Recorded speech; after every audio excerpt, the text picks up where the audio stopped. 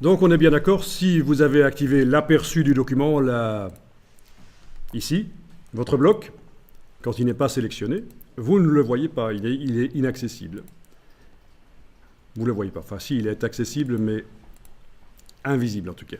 Donc il faut bien être en affichage normal quand on est en train de travailler sur la table de montage. Avec l'outil de transformation manuelle ou la flèche noire,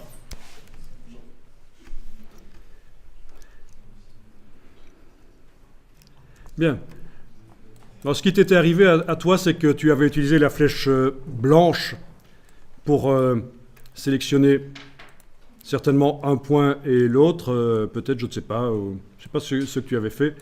Et quand tu as essayé de tourner, évidemment, ça a fait un truc bizarre de ce genre-là. Normal, hein, il n'y a que 2 points qui étaient sélectionnés sur le bloc. C'est à ça que sert la flèche blanche, d'ailleurs. C'est à sélectionner seulement certains points du bloc. Mais là, il fallait le sélectionner avec la flèche noire, en fait, d'abord. Tous les points sont sélectionnés. Puis, rotation, avec la touche majuscule. Et là, tout bouge. D'accord. Vous allez placer ça sur le côté gauche du texte, ici.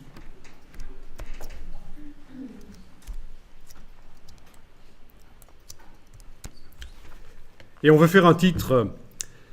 Alors on pourrait utiliser la palette caractères pour modifier la dimension du texte, là, animaux, modifier la dimension dans le bloc. C'est pas difficile. Mais on va faire autrement. On va faire une manière plus graphique, on va travailler d'une manière plus graphique et interactive. Avec la flèche noire, vous allez double-cliquer sur la poignée qui se trouve en haut à droite du bloc,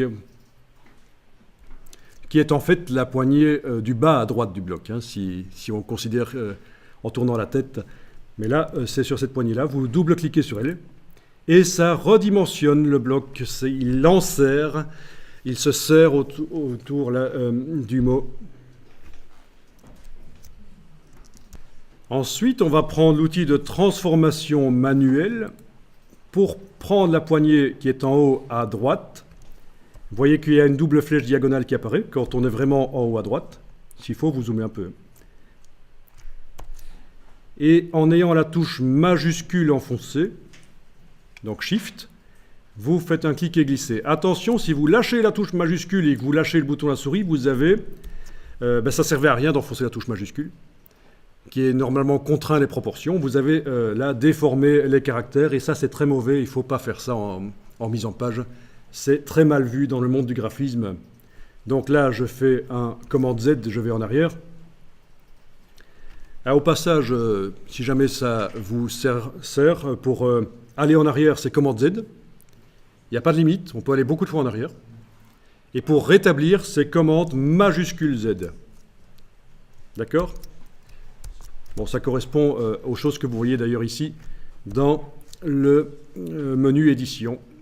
Donc il n'y a pas de surprise. Alors, tu dis que chez toi, quand tu fais ça avec la touche majuscule, ça ne fait qu'agrandir le bloc texte et pas le texte? Comme ça? C'est parce que tu utilises la flèche noire et pas l'outil de transformation manuelle. Voilà. Donc, outil de transformation manuelle, touche majuscule, et le contenu est redimensionné. Voilà. C'est ça qui est intéressant. C'est qu'avec l'outil de transformation manuelle, je peux choisir la dimension que je donne ici au texte.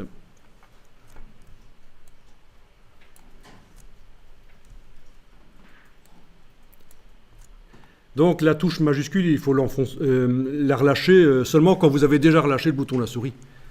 C'est une touche de contrainte, elle doit rester enfoncée jusqu'à ce que tout soit fini. Donc on lâche le bouton de la souris et puis seulement on lâche la touche majuscule. Sinon vous avez une déformation comme ça des caractères et c'est pas bon du tout. On va utiliser la palette caractères, menu texte caractères, pour faire en sorte que l'alignement, les espacements entre les lettres, ce soit en optique. Pour l'instant, je ne sais pas si vous remarquez, mais dans mon cas, j'ai l'impression qu'entre le M et le A, il y a un grand espace et ça ne me paraît pas très bien. On pourrait modifier ça manuellement, mais pourquoi pas profiter de InDesign qui, en mettant ici en optique, va automatiquement faire en sorte que, vu de loin, le mot fasse bloc sans trou. Voilà. Ça se voit, quand on passe de métrique à optique, il y a un boulot qui est fait par InDesign. Au moment où InDesign a été introduit, ça devait être en 1999, c'était déjà là cette fonction. Et c'est grâce à ce genre de truc qu'il a laminé le concurrent Quark Express, qui n'avait pas tout ça. Plus plein d'autres options que Quark Express n'avait pas.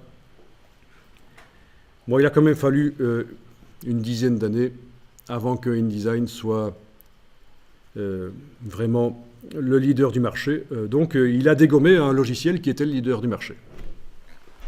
Mais une plus petite équipe de développement qui n'a pas su suivre. Donc c'est Quark, la marque Quark et son logiciel Express. Alors évidemment, au moment où InDesign est arrivé, le monde du graphisme était unanime. Ça ne remplacera jamais Express. Bon, il a fallu 10 ans pour que InDesign remplace presque complètement Express à 99%.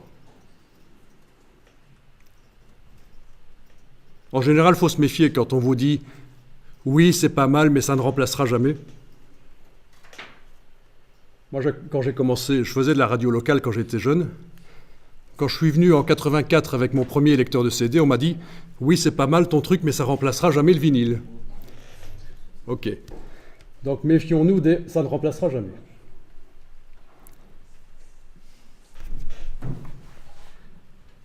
Ok, donc on enregistre le document.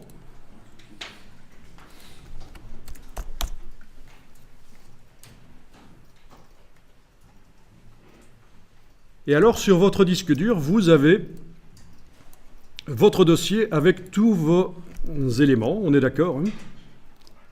Toutes vos versions du document enregistré et les ressources, 2 images et un texte. Et ce qu'on va faire ici, c'est vraiment super important. Vous devez faire ça à chaque fois que vous passez un document InDesign d'un ordinateur à l'autre, notamment. C'est créer un dossier qu'on appelle un dossier d'assemblage, package en anglais, qui va tout réunir. Donc on va complètement oublier le dossier dans lequel on travaille pour l'instant et on va, une fois que le package sera fait, continuer à travailler sur le package. Quand vous transférez d'un ordinateur à l'autre, c'est super important de faire ça parce que sinon vous allez oublier de prendre des choses, les liens seront pas bons. Voilà. Alors on y va.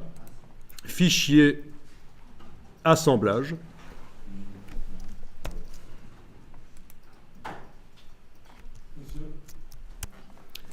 Voilà, et vous avez la boîte d'assemblage qui est là.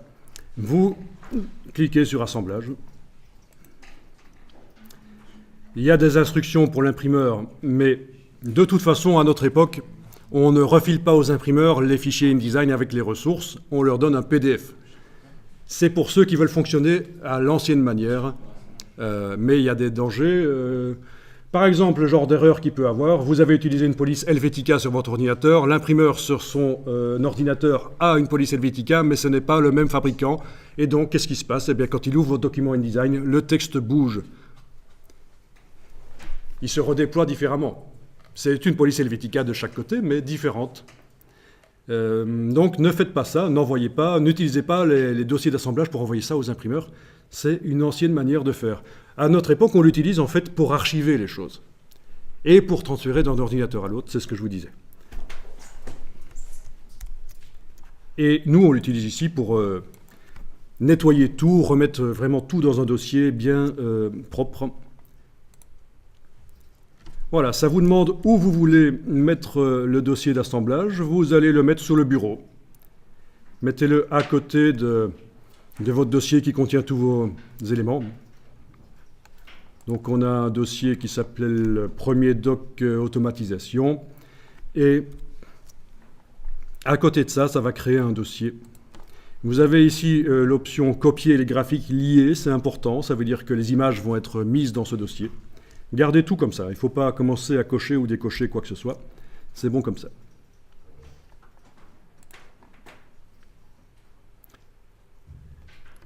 OK. OK, sur le bureau, assemblage. Voilà. Un petit message pour dire que les polices de caractère, ben, elles sont payantes et que la personne qui va recevoir votre dossier ne peut pas utiliser les polices pour lui. C'est pas très grave. Je veux dire le message ici parce qu'on reste en interne. On ne va pas transférer ça chez quelqu'un. Voilà. Et quand vous avez fait ça, vous pouvez fermer le document. Si vous demande d'enregistrer, vous enregistrez. Et sur votre disque dur, vous avez maintenant créé un dossier d'assemblage qui est là. Voilà. Dossier sans titre 5. Dans mon cas, chez vous, ça porte un nom différent. Je n'ai pas fait trop attention au nom. Ça n'a pas trop d'importance. Et dans ce dossier, vous avez une copie du document InDesign, un PDF et un IDML. Le PDF, ben, c'est intéressant parce que c'est lisible partout. On peut envoyer ça à un client, il peut voir même s'il n'a pas InDesign. Le IDML, c'est pour ouvrir le document dans une ancienne version de InDesign. Chose à ne pas faire, ça ne marche pas bien. Les instructions, on ne s'en occupe pas. Les polices de caractère utilisées par le document, elles ont été mises là-dedans. Sauf si c'est des typekits, elles sont disponibles en ligne. La personne qui lit votre document devra avoir une licence Adobe et un accès à typekit. Et dans le dossier des liens, vous avez les deux images et le texte.